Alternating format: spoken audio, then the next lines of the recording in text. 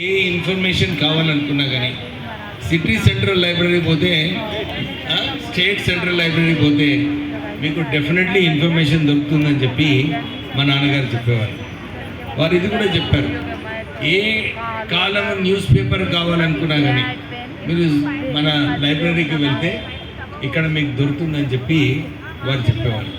అంటే ఇప్పుడే రియాజ్ గారు చెప్పినట్టు 6 లక్షల పుస్తకాలు ఉన్నాయంటే నిజంగానే it's such a very important occasion to celebrate.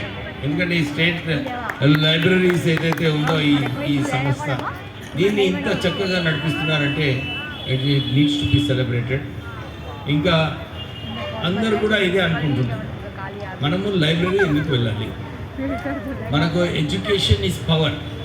Swami Vivekananda గారు, డాక్టర్ బిఆర్ అంబేద్కర్ గారు వీళ్ళందరూ కూడా ఒకటే నేర్పించినారు అందరికీ, విద్య ఎడ్యుకేషన్ బాగుంటే మనం ఏదైనా సాధించవచ్చు అని చెప్పి వారు నేర్పించడం జరిగింది.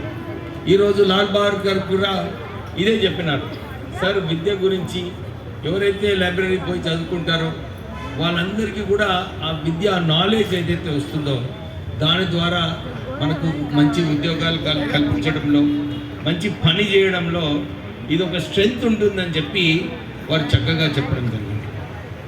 నేను కూడా లైబ్రరీస్లో, నేను మెడికల్ కాలేజ్ స్టూడెంట్, నేను ఫైనల్ ఇయర్లో పాస్ అయిన తర్వాత మా ప్రొఫెసర్ గారు ఉండే డాక్టర్ ఏకే చారి గారు, నోటెడ్ సర్జన్. సో వారు ఏమన్నారంటే, మీరు పాస్ అయిన తర్వాత కూడా మీరు రోజు 2 గంటలు చదువుకోవాలి, ఏదో ఒకటి రీడింగ్ చేయాలి. అంటే which is the best place to go, library is the best place to go. మీరు అక్కడ పోతే అన్ని సబ్జెక్ట్స్ పైన మనకి ఏదో ఒక ఇన్ఫర్మేషన్ ఉంటుంది లైబ్రరీస్లో, మీరు నేర్చుకోవాలి. లైబ్రరీస్ వెళ్ళినప్పుడే మనకు ఇంత అవగాహన, ఇంత నాలెడ్జ్, ఇంత కంటెంట్ ఏదైతే మనకు లైఫ్లో అవసరమో అది మనకు లైబ్రరీస్ దొరుకుతుంది.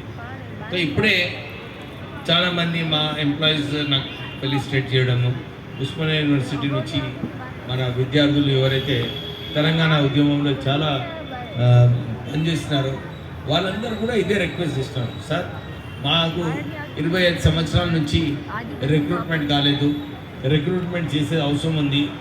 ఆ సెస్ ఏదైతే ఉందో 8% సెస్ అది కేవలం లైబ్రరీస్ కోసం వాడాలని చెప్పి అందరు కూడా చెప్పడం జరిగింది. ఉపేందర్ రెడ్డి గారు ఇంకో విషయం చెప్పినారు, టీఆర్ఎస్ టైంలో 1500 కోట్ల రూపాయలు ఏదైతే సెస్ మన లైబ్రరీస్కి వాడుకోవాలో అది వేరేగా డైవర్ట్ చేయడం జరిగింది.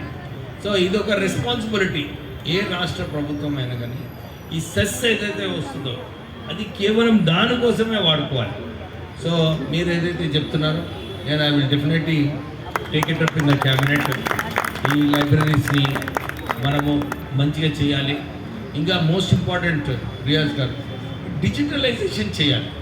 ఈ బుక్స్ అన్నీ కూడా డిజిటలైజేషన్ చేస్తే ఇంకా ఫ్యూ 100 years కూడా మన విద్యార్థులకు అందరికీ కూడా ఉపయోగపడుతుంది. So you have to provide something for digitalisation.